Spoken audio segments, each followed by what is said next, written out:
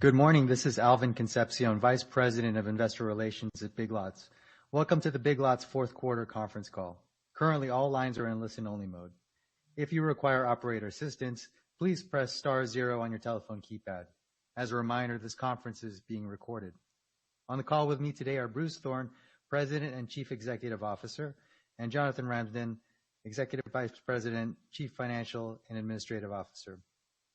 Before starting today's call, we would like to remind you that any forward-looking statements made on the call involve risk and uncertainties that are subject to the company's safe harbor provisions as stated in the company's press release and SEC filings, and that actual results can differ materially from those described in the forward-looking statements. We would also like to point out that commentary today is focused on adjusted non-GAAP results. Reconciliations of GAAP to non-GAAP adjusted results are available in today's press release. The fourth quarter earnings release, presentation, and related financial information are available at biglots.com/corporate/investors. A question and answer session will follow the prepared remarks. I will now turn the call over to Bruce. Good morning, everyone, and thank you for joining us. The consumer environment was difficult throughout 2022. High inflation significantly affected consumer behavior, particularly those with lower incomes, who pulled back on discretionary spend and high-ticket items as a result. A post-COVID spend shift away from home-based purchases exacerbated this. Like many others, we did not anticipate such a quick and significant slowdown early in the year. As a result, we overbought inventory and had to engage in unprecedented levels of markdowns to clear it out. To make matters even more challenging, we experienced significant cost pressures, particularly with all-time high freight costs, creating a 1-2 punch on our margins. And in Q4, our furniture sales, especially Broyhill upholstery, were adversely impacted by product shortages related to the closure of our largest vendor, United Furniture Industries, which I will come back to in a moment. We addressed these challenges head-on and took the opportunity to strengthen our business model.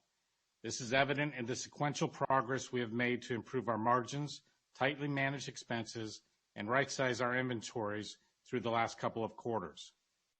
Just as importantly, I am optimistic that many of the headwinds I just mentioned have begun to abate and, with regard to freight, materially turn. We have also taken appropriate steps to fully mitigate the impact of the United Furniture supply disruption by the end of the first half of 2023 by sourcing Broyhill and Real Living products through other vendors. We expect the key actions we've taken to strengthen the business over the course of 2022 will gain traction and improve results more significantly in the back half of 2023. On that note, I think it's important to spend a moment on some of our key actions and accomplishments in 2022 because they will help accelerate the transformation journey we are on in 2023 and beyond. In regard to inflation, it has obviously made things more difficult for our customers. So our team has accelerated its focus on offering more bargains and treasures to create more incredible value for our customers with an exciting assortment. Additionally, we have a strong offering of value-based private brands and have been reducing our opening price points through cost engineering and using our scale and relationships with suppliers.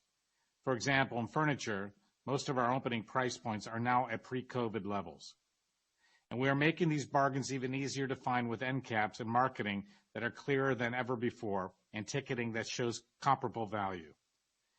These initiatives are still rolling out, but we are confident that as they do, they will help drive significant improvement in our business.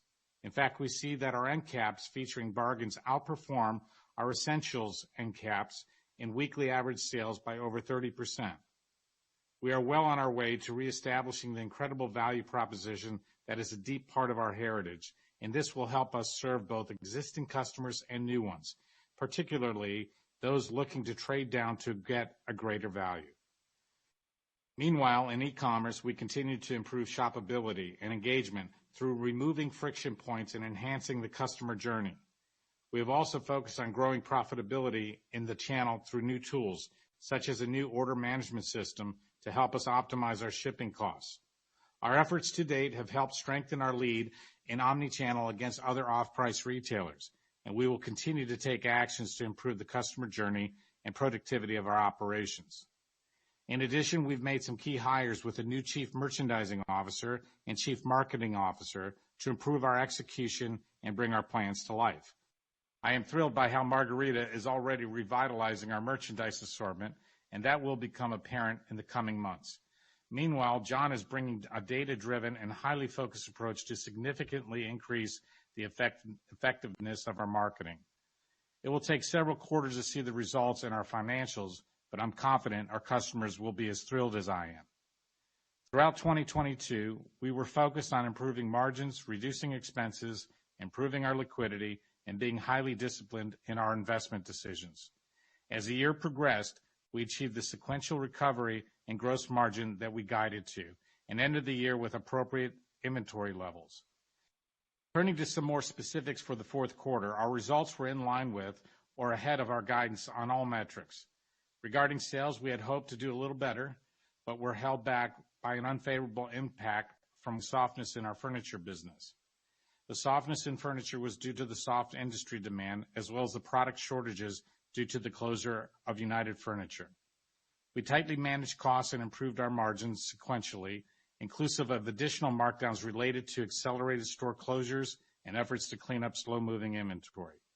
We further strengthened our balance sheet and liquidity position by selling some underperforming store locations in the quarter and beating our capital expenditures guidance. I'd like to thank our team for being able to execute in a tough environment once again. Looking at specific category performance in the quarter, seasonal comps declined 5% in Q4. We saw strength in trees, given our breadth of assortment and great prices, though we saw weakness in the tree decor categories, which were less differentiated in the marketplace. In Q1, home and garden is off to a great start, particularly items like gazebos, where we have stronger market share. This illustrates the opportunity to own key categories or segments. Our food category was down 3%, and the consumables category was down 9% in the quarter, though we saw improved momentum late in the quarter in beverage and snack categories as we saw the benefit from our rationalized and more productive assortment focused on national brands. Our furniture, soft home, and hard home categories were down double digits as they continue to be impacted by consumers delaying or cutting back on higher ticket purchases. Also, as I mentioned earlier, furniture product shortages unfavorably impacted our comp sales in furniture by about 600 basis points. It also impacted our e-commerce sales, as furniture represents about half of the channel sales.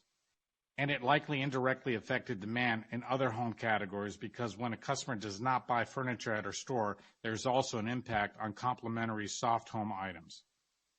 To provide a little context on the product shortage issue, United Furniture Industries was our largest vendor and supplied many upholstery and Broyhill products for us. In late November, they unexpectedly and without advance notice ceased operations and subsequently did not complete shipments, which created product shortages for us in Q4 and to date in Q1. We have made great strides in mitigating our sales and inventory exposure by sourcing through other vendors, which will fill the majority of the gap by the end of Q2. We've expanded our strategic relationship with existing partners and brought on new ones, which has set us up with better product quality, a more trend-right assortment, and improved service, as well as a direct delivery to our stores. Within the next couple of quarters, we believe we will have fully mitigated the loss of United Furniture and with better product from more reliable sources, but there's no doubt that the sudden shutdown hurt us in Q4. I'd now like to turn to an update on the 5 key actions we described last quarter, which are focused on enabling us to better adapt to continuously evolving customer needs, build upon core competencies, and deliver incredible value. They will transform our business and put us on the path to achieving the long runway of growth that we see. First, we will own bargains and treasures. We continue to make progress on accelerating our efforts to optimize and differentiate our assortment with more great bargains and exciting products. As it relates to bargains, which are closeout items, off-price brands, and limited time deals, it remained a good environment for procurement. We got great bargains in categories such as toys, home appliances, home textiles, and furniture. We have continued to see great deals in 2023, and over the past month, we made great purchases in sheet sets, fashion bedding, furniture, and apparel. With regard to treasures, which are more unique, quirky, trendy, and seasonal items, we are having early success in Q1 with housewares and organizational categories. Between bargains and treasures, we grew our penetration rate, and we are well on our way to achieving our goal to grow our penetration to 2/3 of our assortment. One of the ways we're making room for these bargains is through cutting unproductive SKUs. We cut around 10% of our total SKUs in 2022, and this is making room for branded closeouts. As an example, recent cuts in soft home SKUs have created space and open to buy for branded closeouts in sheets, top of bed, and pillows from U.S. Polo and Chaps, as well as newness across our decor category with closeouts in novelty lighting, mirrors, and frames.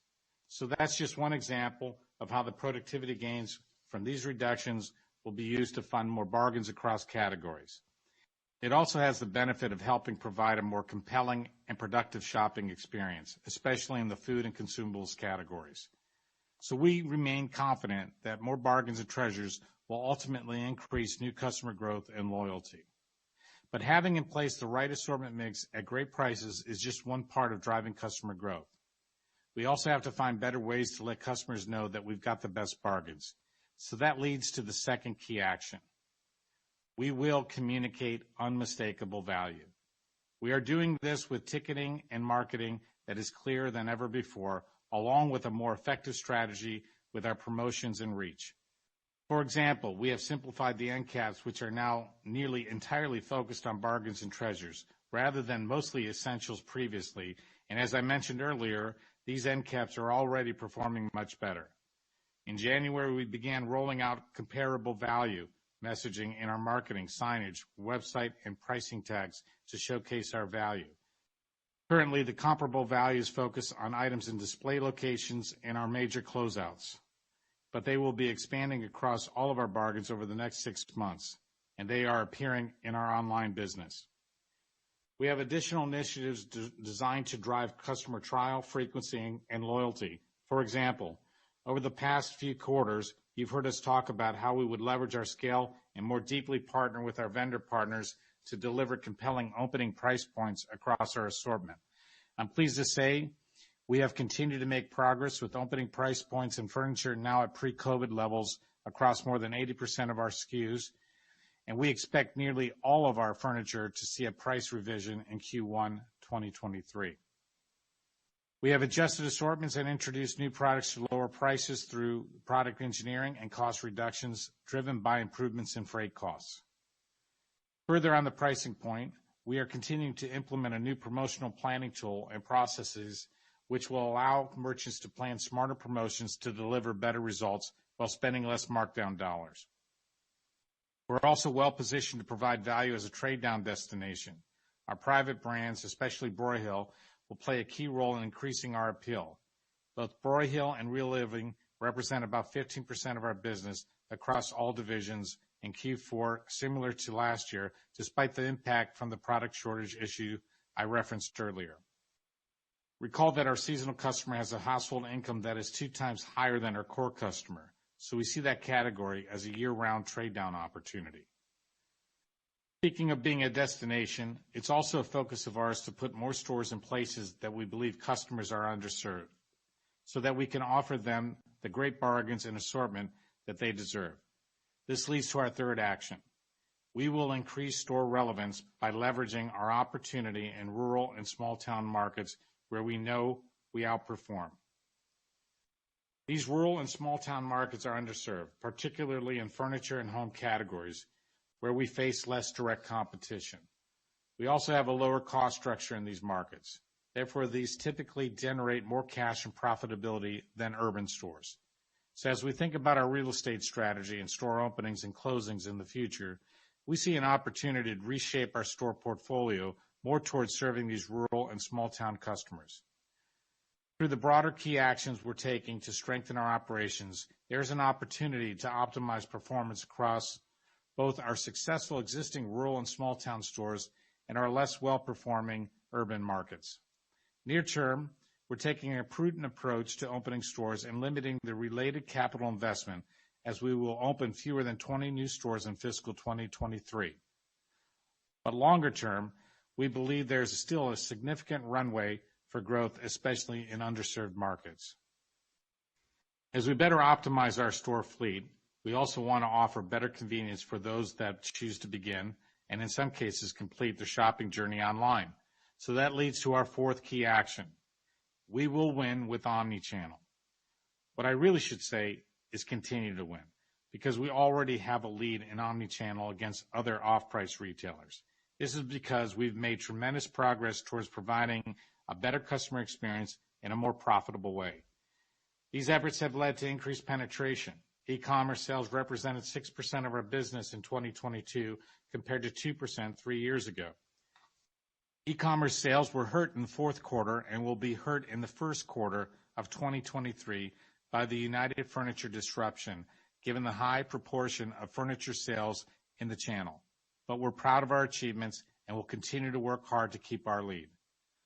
We are continuing our work to remove friction with improved site navigation and to improve the overall customer experience.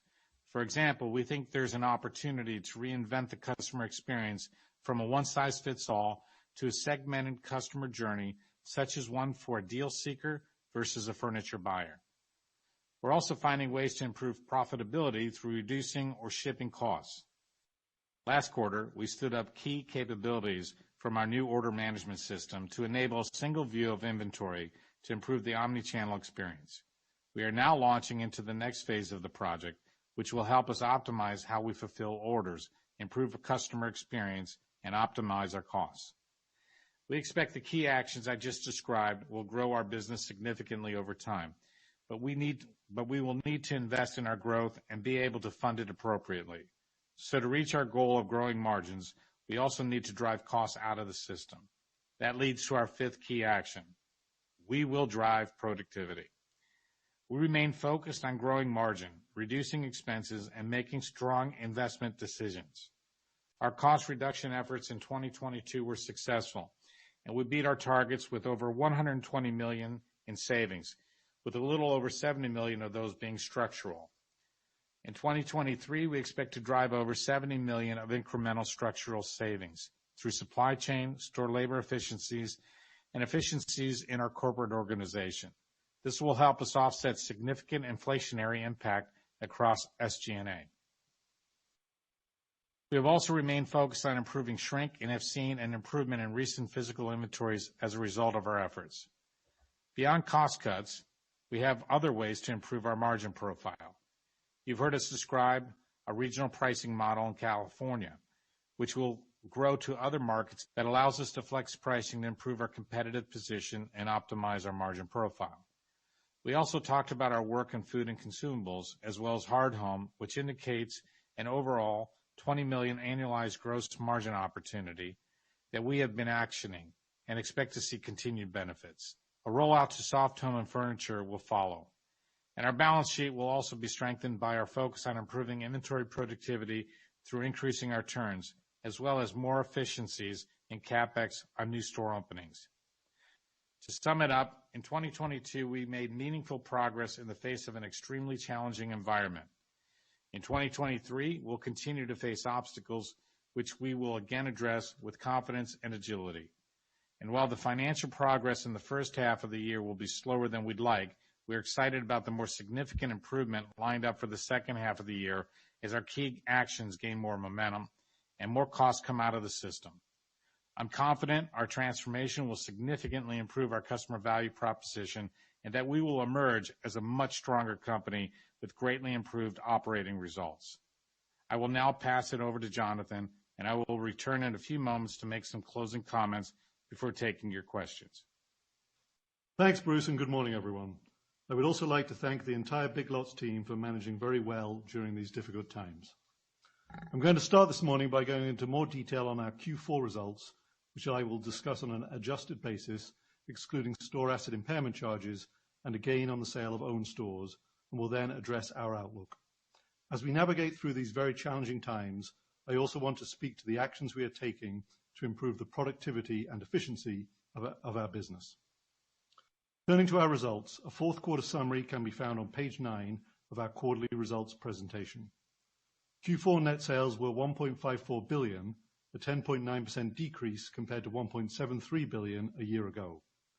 The decline versus 2021 was driven by a comparable sales decrease of 13%, which was within our guidance range. While we are never happy to see a negative comp, we are pleased that we were able to hold to or exceed our key guidance metrics coming into the quarter, despite some significant challenges. While we expected weakness in the sales environment due to high inflation, macro uncertainty, and weak overall demand for high-ticket items, we also had to deal with the impact of the sudden closure of United Furniture a few weeks into the quarter. We believe the resulting furniture shortage adversely impacted our overall comps by approximately 130 basis points, excluding attachment impacts in soft home and other categories. Importantly, we continued to successfully drive inventory levels lower, ending favorably to our guidance of flat to down. Our fourth quarter adjusted net loss was $8.1 million, compared to a $53.6 million net profit in Q4 of 2021. The adjusted diluted loss per share for the quarter was 28 cents versus adjusted diluted earnings per share of $1.75 last year, and included severance and store closure charges, which I'll come back to in a moment. The gross margin rate for the fourth quarter was 36.3%, down 100 basis points from last year's rate, which was in line with our guidance and represented a sequential improvement relative to the third quarter. This was despite significant impacts from additional markdowns related to accelerated store closures and efforts to clean up slow-moving inventory. Turning to adjusted SG&A, total expenses for the quarter, including depreciation, were $563.2 million, better than the $573.6 million last year, and better than our guidance of roughly flat versus 2021. We saw favorability across multiple line items as we continued to manage expenses aggressively, which were partially offset by higher depreciation and occupancy and by approximately $7.5 million of severance expense and approximately $7 million of expenses related to store closures. As Bruce noted, as part of our ongoing productivity and efficiency initiatives, we expect to continue to drive structural savings, and I will come back to this in a moment. Adjusted operating margin for the quarter was negative 0.2% compared to a positive 4.2% in 2021. Interest expense for the quarter was $7.4 million, up from $2.1 million in the fourth quarter last year due to higher amounts drawn on our credit facility and higher interest rates year over year. The adjusted income tax rate in the quarter was 16.4%, with the rate distorted by us being in a slight loss position and other factors including lower non-deductible executive compensation and the effects of audit settlements and employment-related tax credits. Our full-year adjusted tax rate was 24.9%. Total ending inventory cost was down 7.3% to last year at $1.15 billion versus our guidance of flat to down. During the fourth quarter, we opened 18 new stores and closed 50 stores, including 20 owned store locations that we sold during the quarter. We ended Q4 with 1,425 stores and total selling square footage of 32.9 million. Capital expenditures for the quarter were $32 million compared to $38 million last year, resulting in approximately $159 million in CapEx for the full year versus our most recent guidance of around $170 million. Adjusted depreciation expense in the quarter was $41.3 million, up $3.9 million to the same period last year. We ended the fourth quarter with $44.7 million of cash and cash equivalents and $301.4 million of long-term debt. At the end of Q4 2021, we had $53.7 million of cash and cash equivalents and long-term debt of $3.5 million. We did not execute any share repurchases during Q4, but have $159 million remaining available under our December 2021 authorization. In addition to securing a new $900 million credit facility in Q3, we further strengthened our balance sheet through asset monetization. During the quarter, we sold 20 owned stores and an unoccupied land parcel for about $48 million of net proceeds in an all-cash deal, and the buyer also relieved us of the leases on 2 loss-making stores. We expect further proceeds from additional store sales in 2023. In addition, we are continuing to evaluate sale-leaseback proposals on our remaining owned stores and other owned assets. On a full-year basis, we had sales of $5.47 billion, which was down 12.9% on a comparable basis to 2021, with 180 basis points of growth driven by new and relocated stores. Our full-year adjusted operating loss of 3.8% was down 780 basis points to last year. Adjusted operating loss of $210 million compared to a 2021 operating profit of $244.8 million.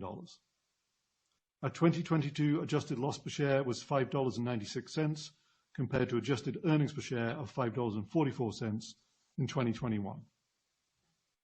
On February the 28th, our board of directors declared a quarterly cash dividend for the fourth quarter of fiscal 2022 of 30 cents per common share.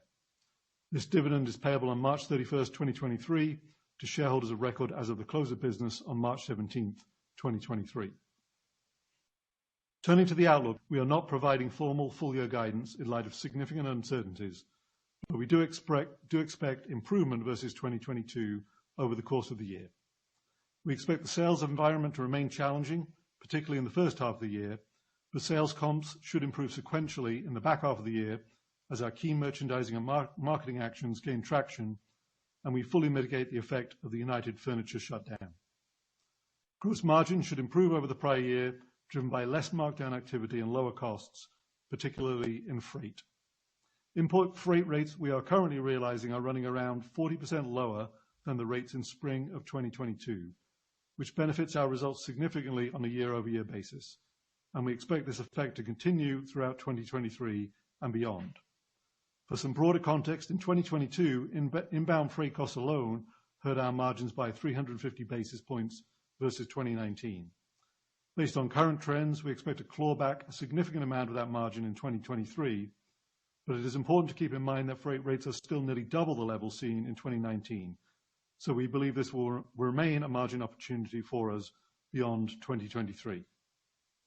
We expect our earnings momentum will be more weighted towards the back half of the year, as our 5 key actions gain traction and as we continue to realize year-over-year freight cost reductions. Turning to more specifics on Q1, we are continuing to see significant pressure in the market environment, particularly in higher ticket and more discretionary items. We also expect tax refunds to be down in total versus last year and a continued adverse impact from the United Furniture closure. As a result, we expect comps in Q1 to be similar to Q4 and to be down in the low to mid-teens range. Net new stores will add about 40 basis points of growth versus 2021. With regard to gross margin, we expect the rate in the first quarter will improve sequentially versus Q4 into the high 30s range. Sequential gross margin rate improvement will be driven by an easing of inbound freight costs, other cost of goods reductions, and more targeted and efficient pricing and promotions. In addition, after poor results last year, we have seen some improvement in shrink trends that will provide a modest bump to gross margins during 2023. We expect SG&A dollars to be up slightly versus 2022, due primarily to general inflation and incremental expenses in advertising, healthcare, workers' compensation costs, as well as the operation of 2 incremental forward distribution centers versus the prior year and higher performance-related expense. These will be offset by structural cost savings across store operations, supply chain, and our corporate headquarters. For the full year 2023, we expect to deliver over $70 million of incremental structural savings. These include a recently executed reduction in force at our corporate headquarters and a recently completed reorganization at the store management level. With regard to CapEx, we expect around $100 million for the year in 2023, well below 2022 and recent year levels, with the decrease due to fewer store openings and the lapping of costs related to the opening of forward distribution centers. We expect around 18 store openings in 2023, with closures expected to be above that number, but concentrated at the end of the year. We are continuing to look closely at underperforming stores to determine if we can improve their performance to an acceptable level, or otherwise, if we can effect an early closure. We expect to also complete some additional outright store sales in 2023. We expect full year depreciation of around $149 million, including approximately $37 million in Q1. We expect a share count of approximately 29.1 million for Q1. We expect Q1 inventory to be down again compared with the prior year, As we ended 2022 in an appropriate inventory position, we are using our increased open to buy for more bargains and closeouts in the future, but will remain prudent in managing inventory levels in light of an uncertain demand environment.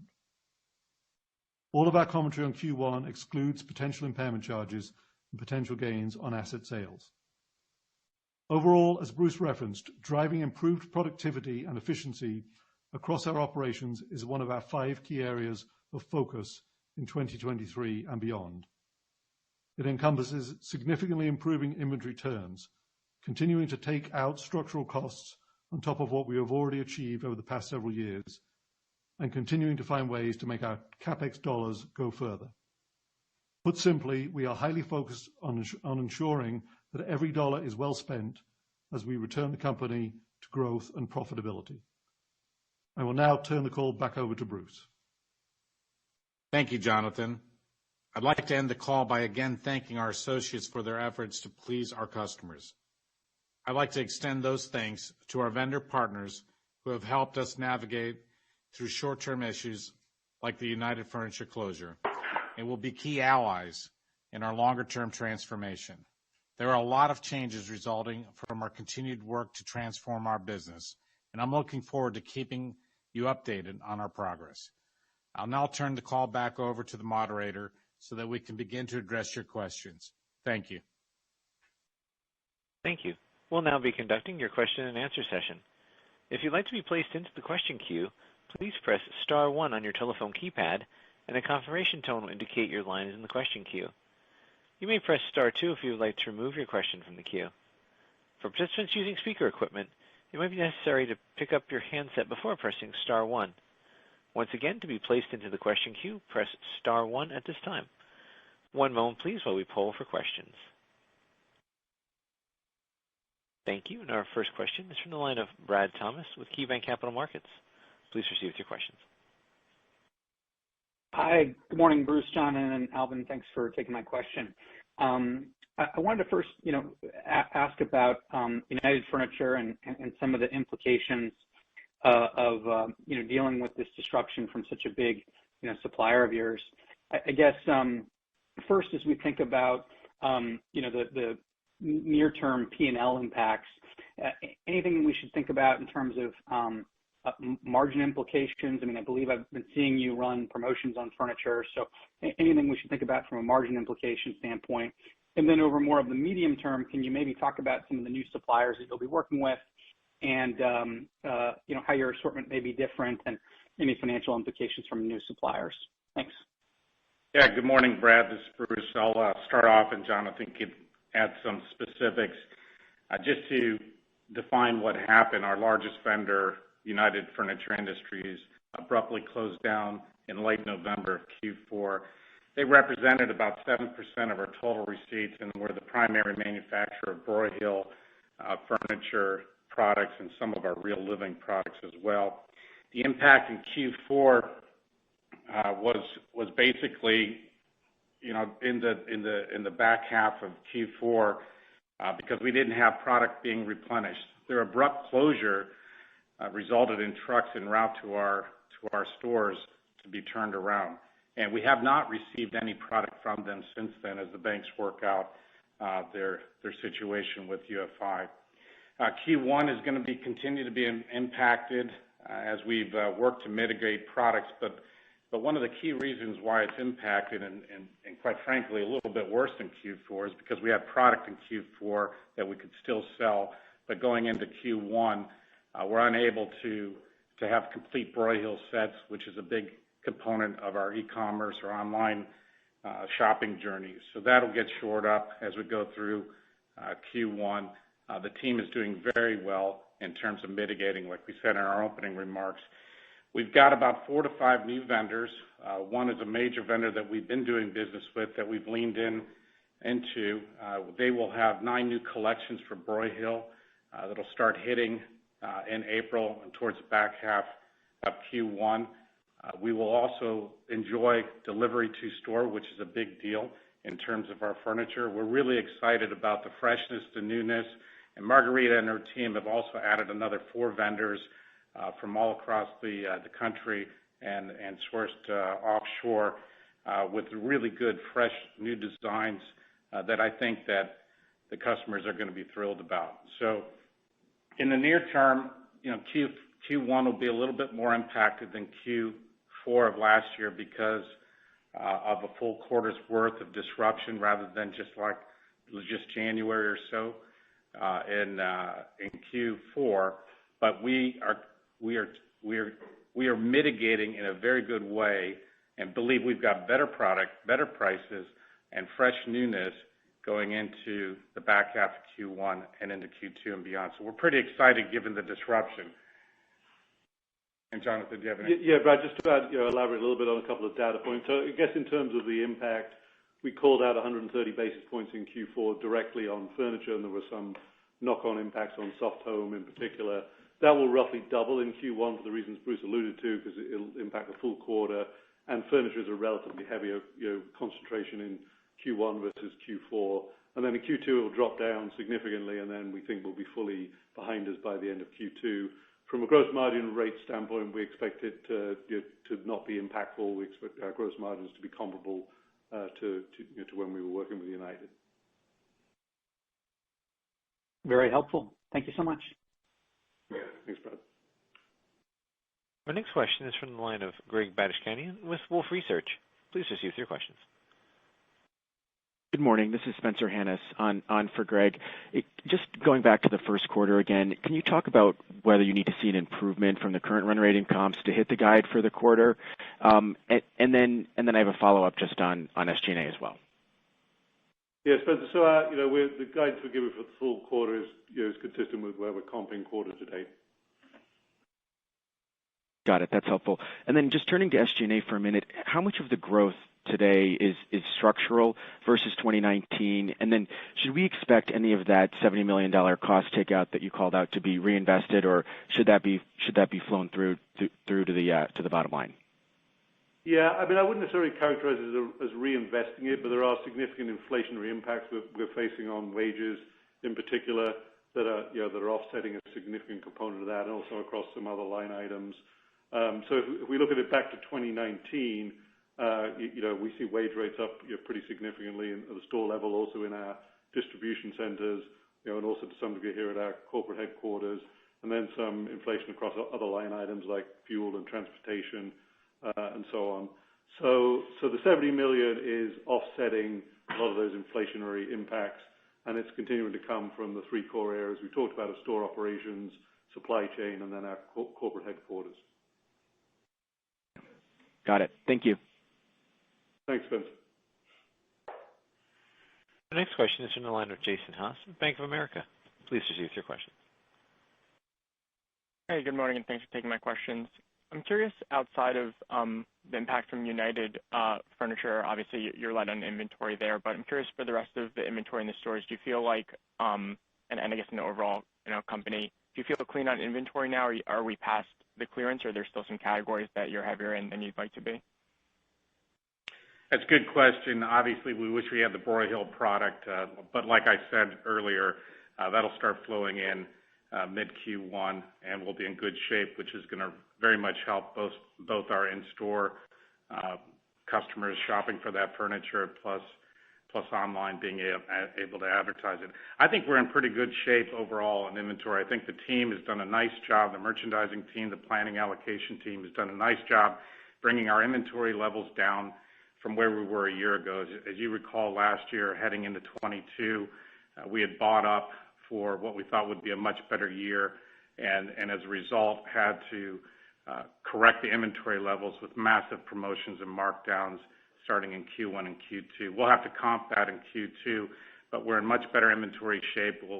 Should result in much less markdowns, more targeted promotions where we need that, and a good shopping experience overall. So, yeah, overall, I think we're pretty good in inventory. We want to get the Broyhill product and Real Living product back in line, but we're in good shape in all other areas. With a lot of bargains and treasures coming in that are pretty exciting.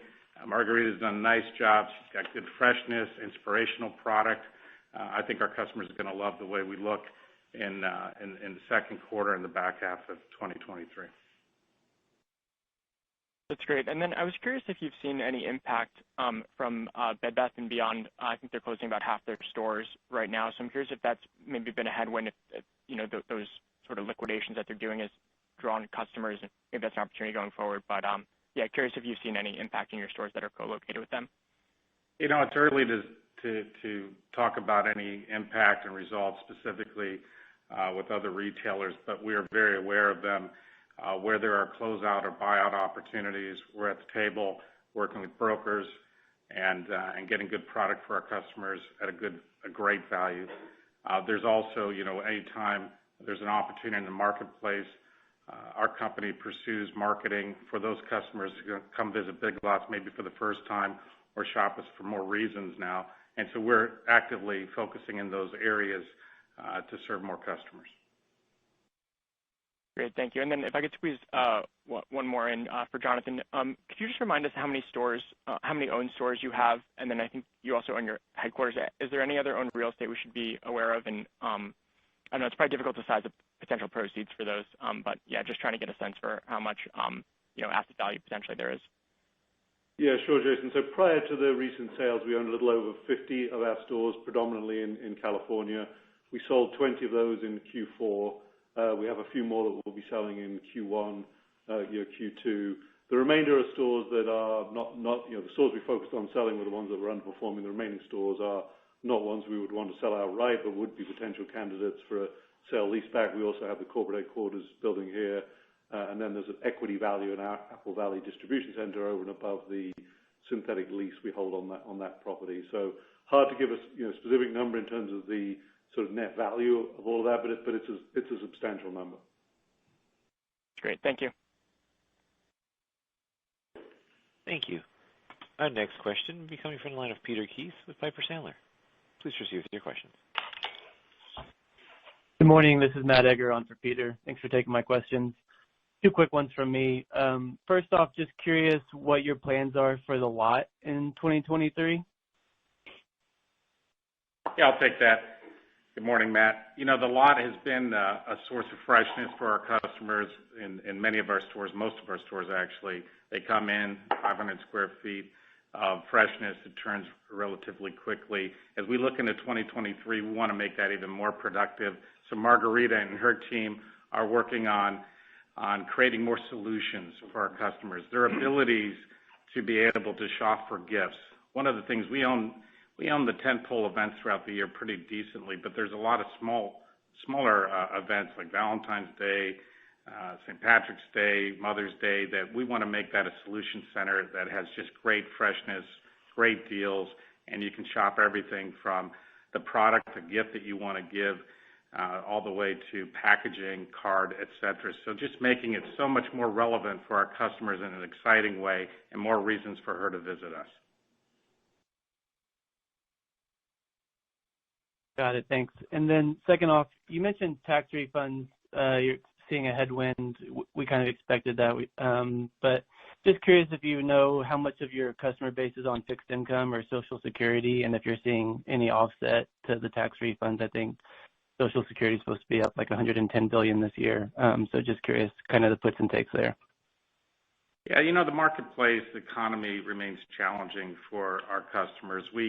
We tend to, the best way to explain it, our customer base over-penetrates into the lower household income. And in the past, I've stated that, most of America has about 67% or so of Americans have a household income under $100,000.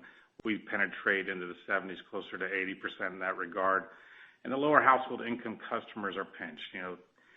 Basically at this point, 30% of that lower household income customer, their expenses today are greater than their income coming in, and 70% of them have curb spending as a result of that. The tax refunds, while they're coming in maybe a little bit earlier this year than last year, they're about 10 to 15% less per refund than last year.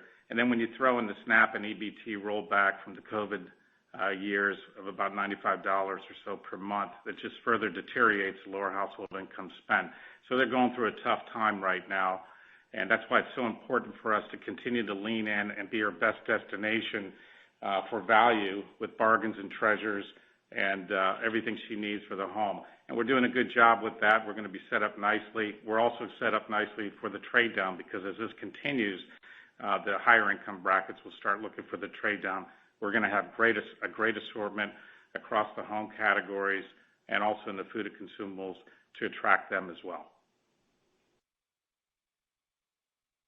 Great. Thanks, guys. You bet. Thank you. Our next question is from the line of Joe Feldman with Telsey Advisory Group. Please proceed with your questions. Hi, this is Nico Vidger, on for Joe Feldman. Thanks for taking our questions. My question was about food and consumables. Is there any color you can provide on performance in the fourth quarter? Seemed like it softened versus the third quarter. And then also, are you changing the mix at all to represent the current environment? Just any insight there on those categories? Yeah, I'll take that. Food, as you saw in our opening remarks, came in at -3% comp, less impacted than other categories as our consumers, our customers shop for more of the basics.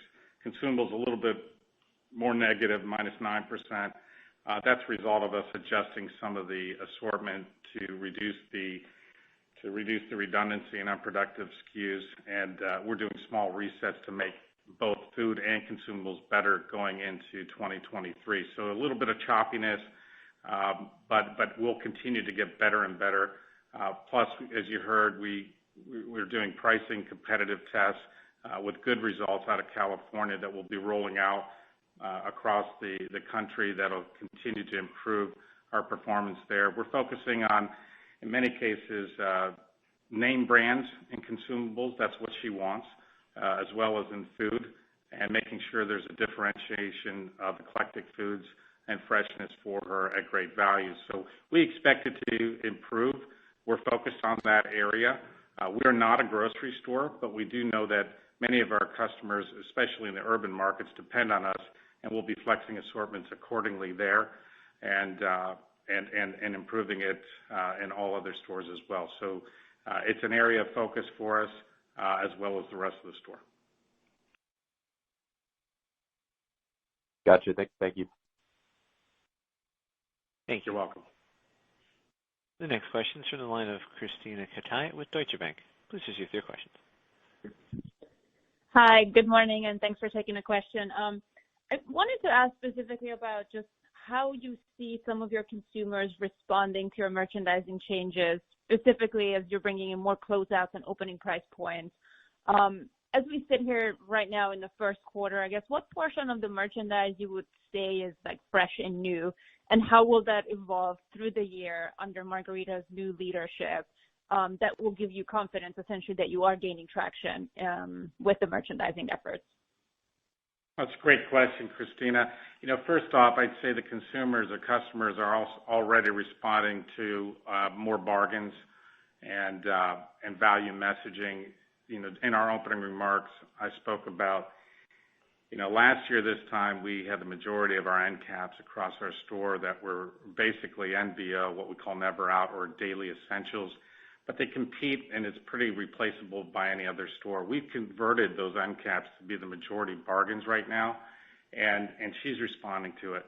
The sales performance of those end caps that have bargains are 30% better than the everyday essentials, and so she's liking those deals. She's loving those deals, actually.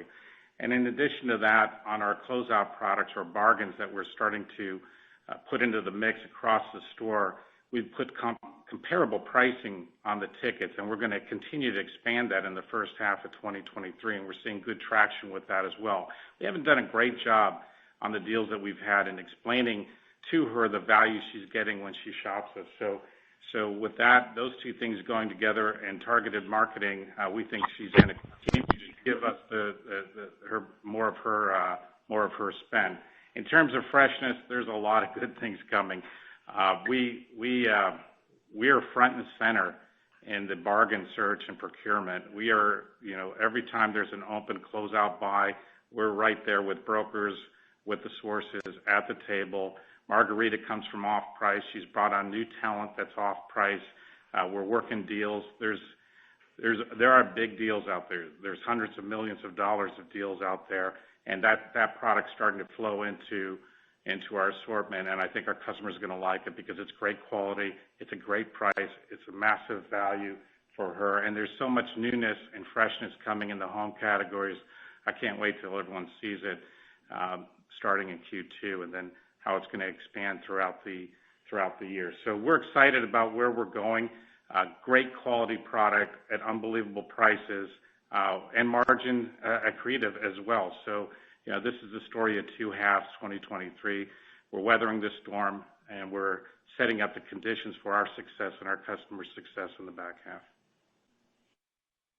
Great. Thank you for that, Bruce. And then just a question on your SG&A. I think, you touched on this, and I might have missed it, but, the $70 million structural that you are taking out, it helps offset other inflationary cost pressures.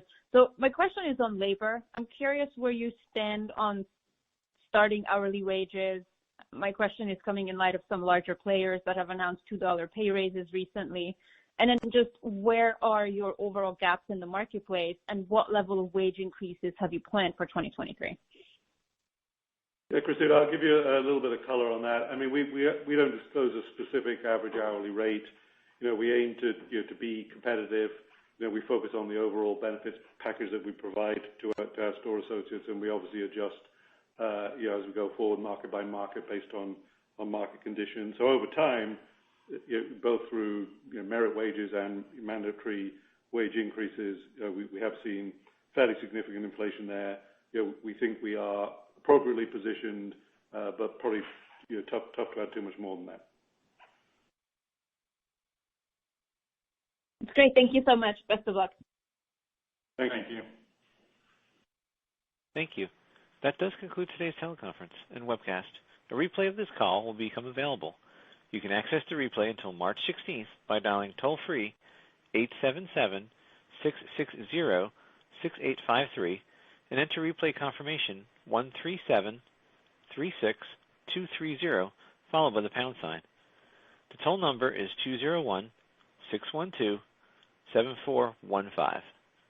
Replay confirmation 13736230, followed by the pound sign. You may now disconnect and have a great day. We thank you for your participation.